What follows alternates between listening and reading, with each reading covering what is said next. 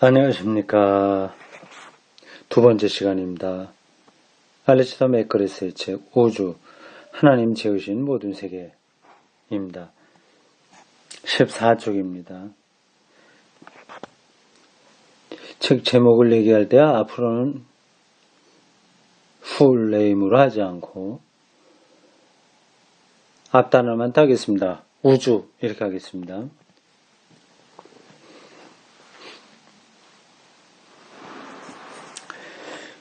이 발견의 여행에는 이성과 상상력이 모두 참여하고, 여행이라고 됐죠. 경이감으로부터 이해하는 과정, 그쪽으로 나가는 거.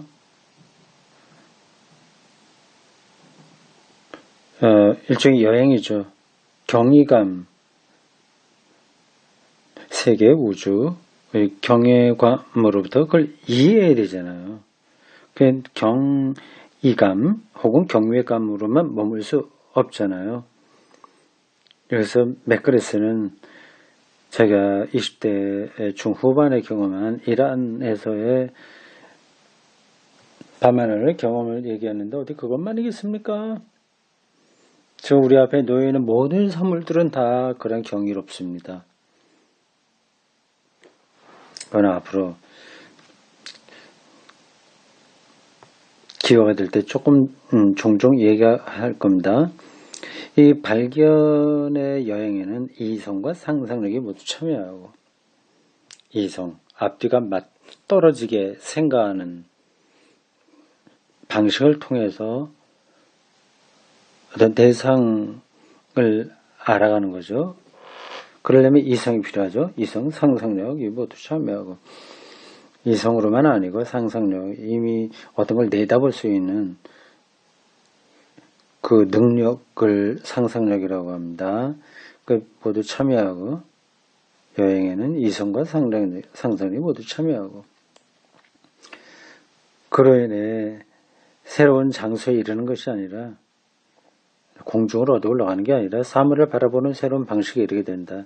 이런 건 저도 여러 번 얘기한 겁니다. 사물, 새로운 방식으로 보는 거죠. 작은 사물도 경이로운 겁니다. 그 눈이 필요하죠. 이 탐구에는 크게 두 결과가 나온다. 하나는 과학이다. 과학은 인류의 가장 의미심장하고 더없이 만족스러운 성취 중 하나다. 나는 어렸을 때 의학을 공부하고 싶었다. 그럴 만도 했다. 아버지는 의사였고 어머니는 간호사였으니까. 아일랜드의 유명한 의과대학 부속병원 병리학 과장이셨던 큰 할아버지는, 큰 할아버지가 뭐예요? 할아버지면 할아버지인데 큰 할아버지라. 큰 아버지는 저기 아버지의 형을 얘기하죠. 그럼 큰 할아버지라고 하면 저기 할아버지의 형을 가리키나요?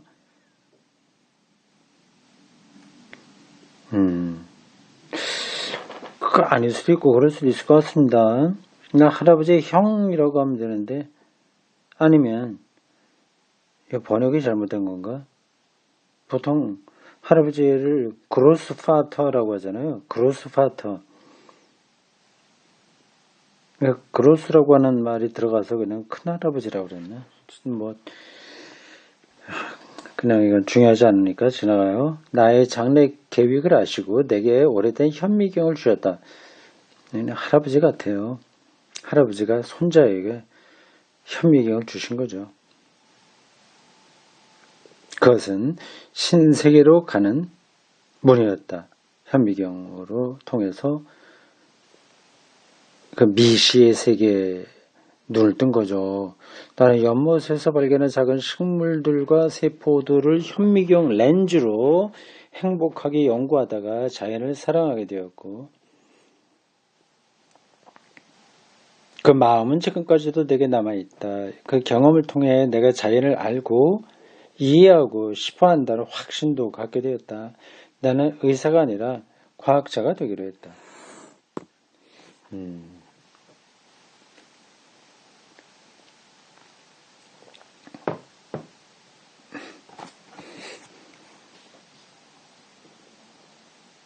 지금 여기 강도 가는데, 그 따끈한 차 한 잔을 옆에 타놨습니다.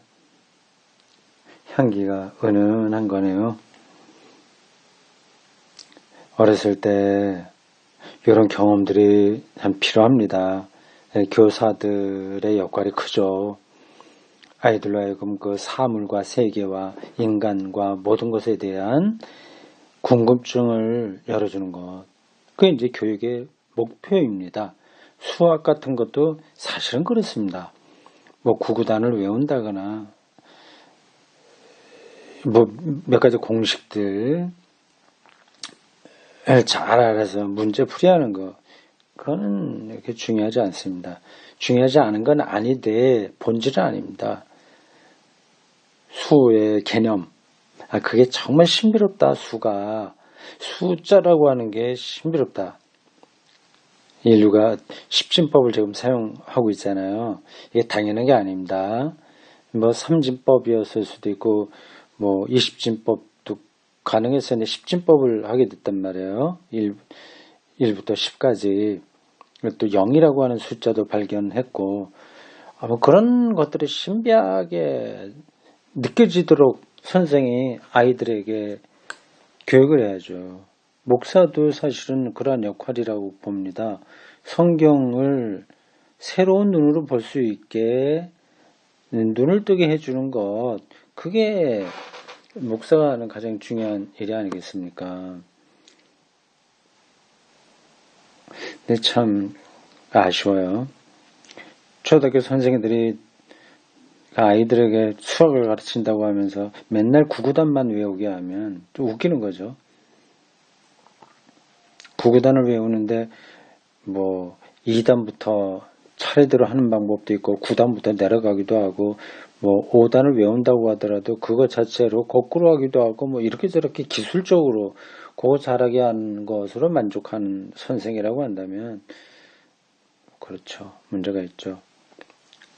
저도 그러고 보니까 교육의 본질에 근거해서 가르치는 선생님들을 별로 만나보지 못한 것 같습니다. 그냥 정보를 아는 거예요. 그것도 이제 진실하게, 성실하게 가르쳐주는 선생님이 있으면 재미있는 거고, 그렇지 않은 경우는 뭐 공부하고 담을 쌓기도 하고, 그렇죠. 나는 그 결정을 한 번도 후회한 적이 없다. 할아버지가 준 현미경을 통해서 과학자가 되고 싶다는 결정 후회한 적이 없다. 15살부터 물리학, 화학, 수학에 집중했다. 15살이면 고등학교 나이 되는 거죠.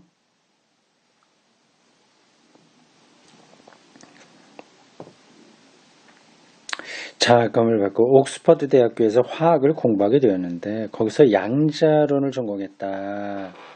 양자론 참 어려운 아, 논리입니다. 양자론. 그 다음에는 옥스퍼드 대학의 교수였던 조지 라다의 연구실에서 박사과정을 밟으며 복잡한 생물계를 연구할 새로운 기법 개발에 임했다. 지금도 내 연구실 책상 위에 있는 오래된 노스의 현미경을 볼 때마다 할아버지가 준 거, 그것이 내 인생에서 얼마나 중요한 역할을 했는지 떠올리게 된다. 나는 젊은 시절을 과학을 사랑했지만 그것만으로는 완전하지 않다는 느낌이 있었다. 과학은 세상의 작동 방식을 이해하는 데 도움을 주었다. 그런데 그런 일들은 어떤 의미가 있을까? 과학은 내가 이 세상에 어떻게 존재하게 되었는가 하는 질문에 깔끔한 답을 제공했다. 그건 기계적으로 분석해서 나온 대답이 있는 거니까요. 난자와 정자의 결합, 배아, 뭐 등등등등 과정을 거쳐서 어떻게 잘한다, 그런 답 알죠. 하지만 나는 왜 여기 있을까? 왜? 라고 하는 거. 왜? 했을까? 인생의 목적은 무엇일까? 같은 좀 더 깊은 질문에는 답하지 못하는 듯 했다.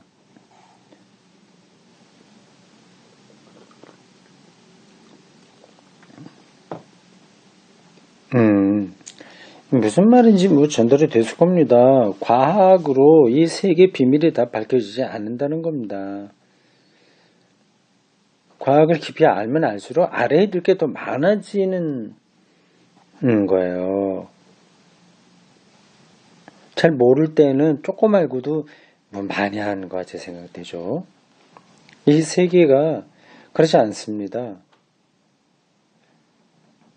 아마 인류가 이 세계가 뭔지에 대한 궁극적인 해답을 얻지 못하고 멸종할 가능성이 많습니다.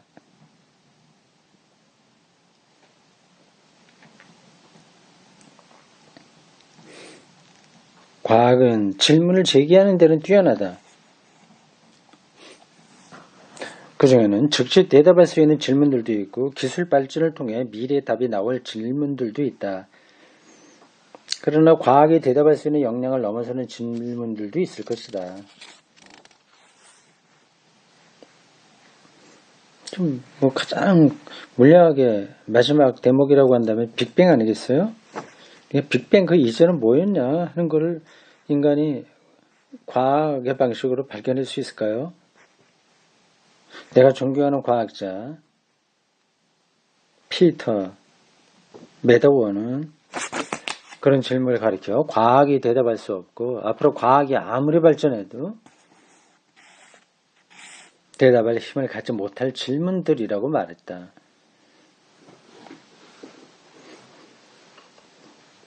인공지능이 더 개발되면 그 녀석이 완전한 대답을 줄까요? 저는 그렇다고 생각하지 않습니다.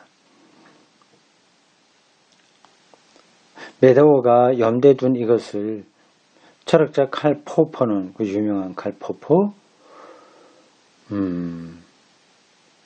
패러다임에 대한 이야기를 한 사람 칼 포퍼는 궁극적인 질문들이라고 불렀는데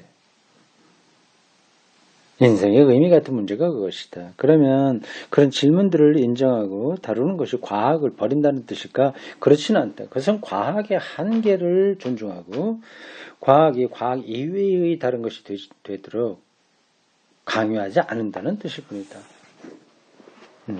과학은 과학의 일만 하면 된다는 거죠. 왜 내가 존재하게 되느냐 하는 것까지 과학이 말하면 곤란한 거죠.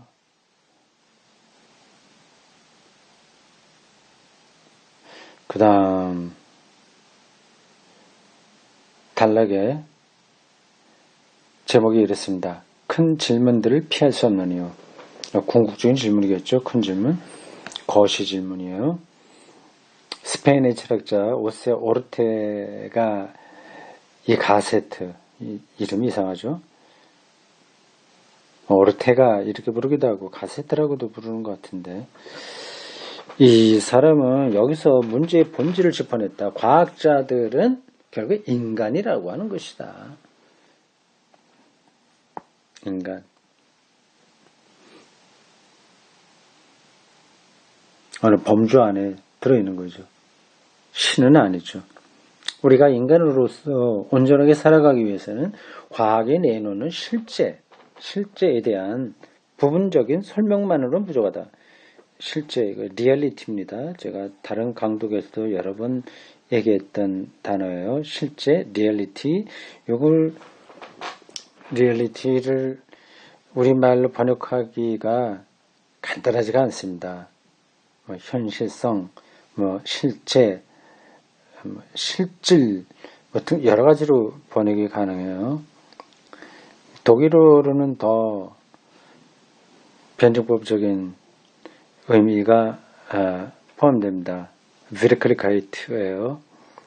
실제에 대한 부분적인 설명만으로는 부족하다. 정말 근원적이고 정말 변증법적인 과정을 통해서 진리로 드러날 수 있는 그것에 대해서는 부분적인 설명, 과학은 부분적인 설명이거든요.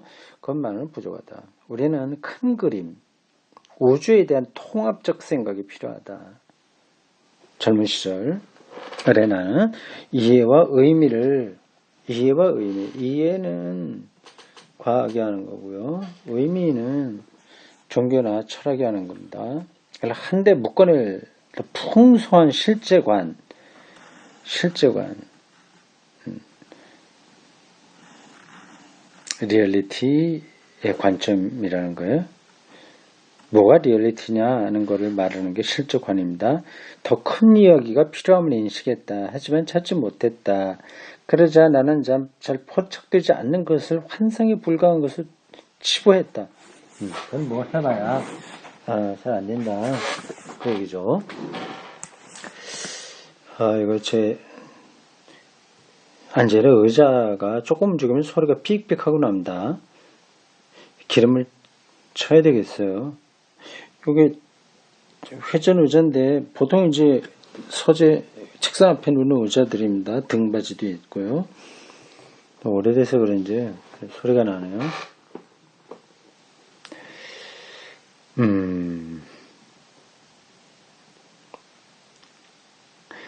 그러나 그에 대한 생각은 내 지성과 상상 모두에서 결코 완전히 사라지지 않았다. 더 큰 그림을 찾는 것. 과학은 놀라운 설명력을 갖고 있었지만 인간에게 있는 더 깊은 갈망과 질문들을 채워주지는 못했다.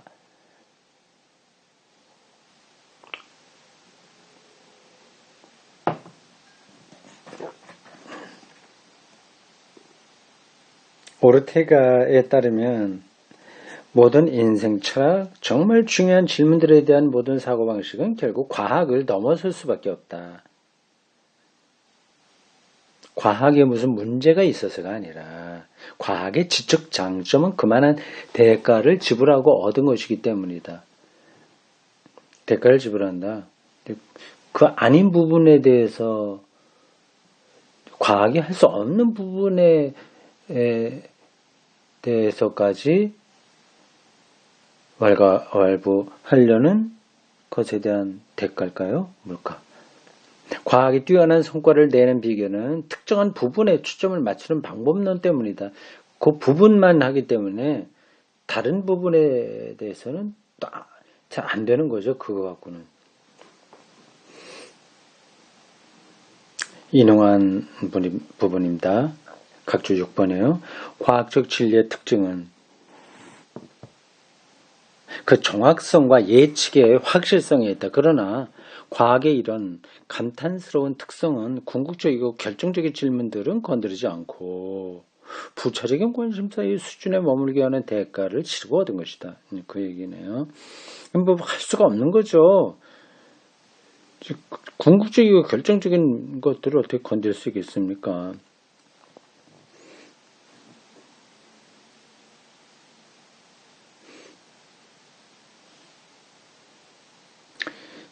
이런 표현들이 결국 하나님을 얘기하지 않으니까 그런 얘기하는 건가? 이렇게 오해가 될 수 있습니다. 그건 아니죠. 그건 일단 넘어가겠습니다. 하여튼 이 맥그레스가 과학적인 이해가 우리 삶에서 결정적으로 중요하되 근원적인 것에 대해서는 말하지 못하는 한계가 있다. 거기까지 얘기했습니다. 그건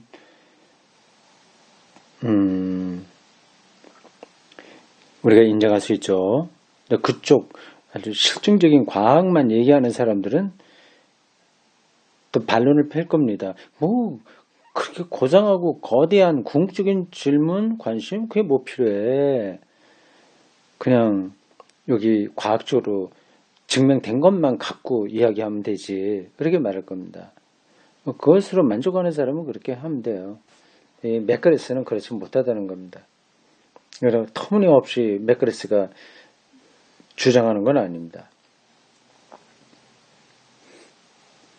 오르테가가 볼 때 과학의 뛰어난 지적 미덕은 그 한계를 안다는 데 있다. 과학은 증거에 의거해 대답할 수 있는 질문들에만 답한다. 그러나 인간의 호기심은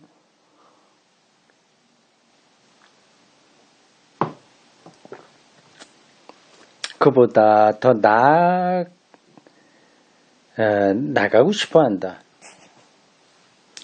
나간다고 하면 안 되고 나아간다고 해야죠. 나간다는 건 문 밖으로 나간다 할 때 얘기하는 거고 앞으로 한 걸음 더 나아간다고 할 때는 나아간다고 표현합니다. 우리나라 말로요. 우리는 묻지 않을 수 없는 더 깊은 질문들에 대한 답이 필요하다고 느낀다. 우리는 진정 누군가 인생의 목적은 무엇인가? 오르테가가 올바르게 지적한 대로 과학자이건 아니건 사람은 이런 질문들에 잠정적이나마 대답하지 않고는 살 수 없다. 우리는 궁극적인 질문들에서 벗어날 길이 없다. 마음에 들건 아니건 그 질문들은 어떤 식으로든 우리 안에 있다. 과학적 진리는 정밀하지만 불완전하다.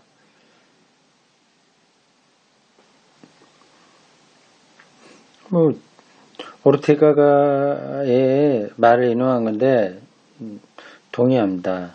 우리에게는 이해와 의미를 이어줄 풍부한 이야기가 필요하다. 이해와 의미. 이해는 과학의 일, 의미는 종교의 일입니다. 이것이 바로 미국의 철학자 존 듀이가 근대 삶의 가장 심각한 문제는 우리가 세상에 대한 생각들과 그 가치와 목적에 대한 생각들을 통합하는 데 실패했다는 것이라고 선언하면서 전하려 했던 메시지였다. 그런가요? 존 듀이는 잘 모르겠습니다. 그런 얘기를 했군요. 그 다음 18쪽입니다. 그러면 잊히지 않는 전율을 느끼게 했던 세상에 대한 경이감으로 돌아가 보자. 경이감. 앞에서 살펴본 대로 그러한 경이감에서 나온 결과 중 하나는 주위의 세상을 이해하려는 시도인 과학이었다. 하늘의 별에 대한 경이감으로 인해서 천문학이 발전하게 된 거죠. 그리고 또 다른 결과가 있다. 처음에 나는 것이 과학에 완전히 반대된다고 보고 거부한 바가 있었다. 젊은 날에 내가 믿었던 얄팍한 유물론에는 그것이 들어설 자리가 없었다. 하지만 나는 이 사람이 유물론적에도 좀 기울어졌었군요. 하지만 나는 세상의 복잡성을 제대로 이해하고 의미 있고 만족스럽게 살기 위해서는 더 풍요롭고 깊이 있는 실제관 계속 세계관이라고 해도 좋습니다. 필요하다는 것을 서서히 깨닫게 되었다. 그럼 이제부터 우리가 이야기하려는 것은 무엇일까? 그것은 바로 하나님을 향한 탐구다. 하나님을 향한 탐구요. 이게 맥거리스가 얘기하는 더 풍요롭고 깊이 있는 실제관인 겁니다. 하나님이 리얼리티다고 하는 거죠. 더 깊이 있고 더 풍요로운 거죠. 1960년대 후반의 많은 젊은이들처럼 나도 신 개념을 시대에 뒤떨어진 허튼 소리로 여겼다.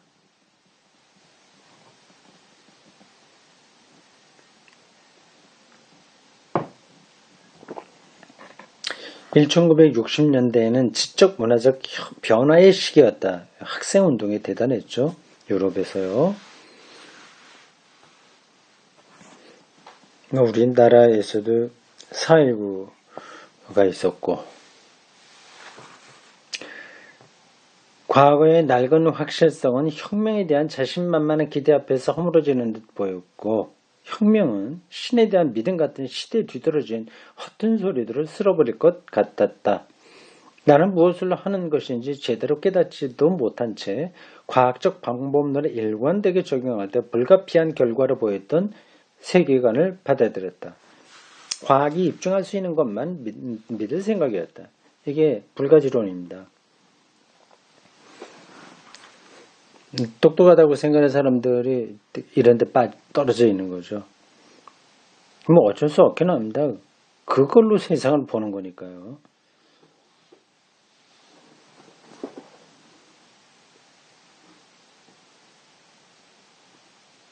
그래서 나는 다소 독단적인 무신론을 받아들였고 그 지적 미니멀리즘과 실존주의적 암울함을 기뻐했다.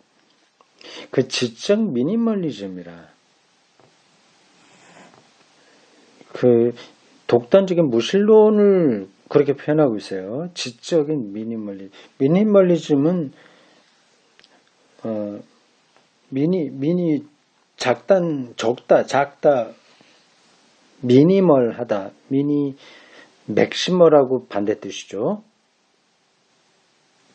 미니멀리즘. 그러니까 뭐 하나님 뭐 이런 데까지 너무 거시적인 거 생각하지 말고 과학적으로 입증할 수 있는 그리고 인간 노동이나 경제, 정치 이런 문제들도 사회 과학적으로 입증할 수 있는 것 속에서만 생각하고 판단하자. 그게 지적 미니멀리즘인 것 같습니다. 제가 이 단어를 100% 정확하게 이해하는 게 아니에요.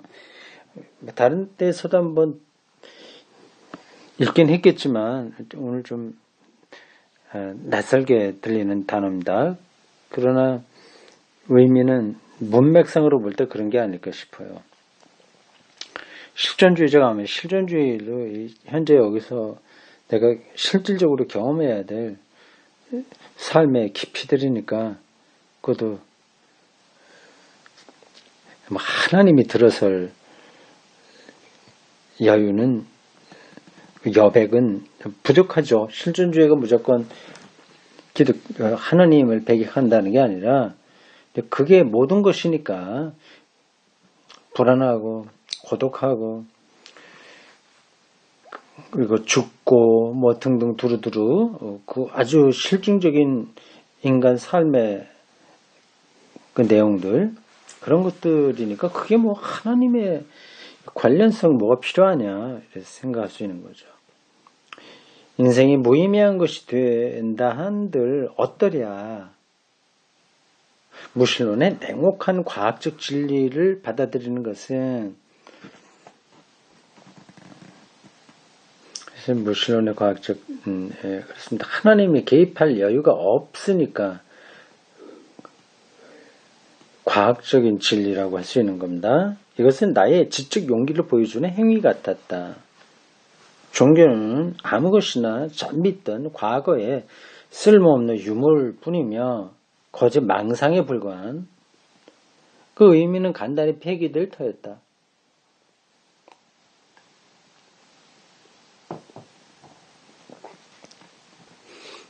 나는 과학이 세계에 대한 완전하고 총체적인 설명을 제공하고 그 경쟁 세력들이 거짓의 망상임을 가차없이 폭로한다고 믿었다.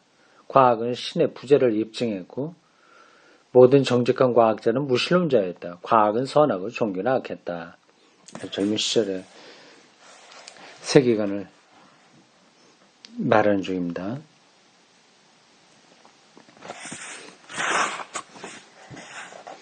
물론 이것은 가망 없이 단순화한 이분법이었다. 번역이 조금 매끄럽지는 않네요. 너무 지나치게 단순하되 이분법적인 생각에 자기 머물러 있었다 그거죠. 모든 것이 흑아님의 백이었다.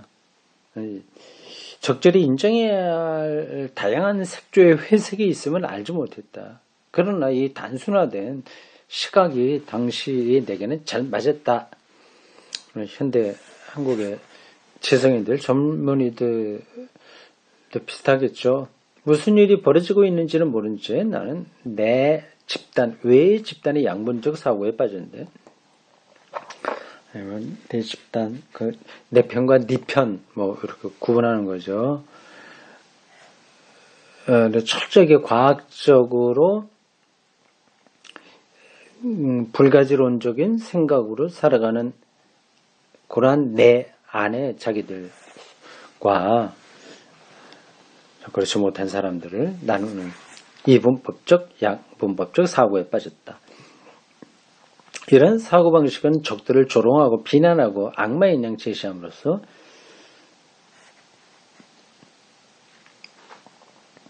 우월한 내 집단, 안에 있는 집단에 속했다는 특권의식을 강화시킨다. 뭐 그러겠죠. 전통적으로 이것은 종교의 몹쓸집 특징 중 하나로 이해되어 왔지만 이렇게 하는 게 원래는 이제 기독교에서 많이 했던 거죠. 상대방을 악마화하고요. 이분법적으로 선악을 구분하고 그런 거였는데 이제는 종교적이건 반종교적이건 이것이 모든 근본주의의 특징이라는 사실이 분명해졌다. 근본주의. 그렇죠.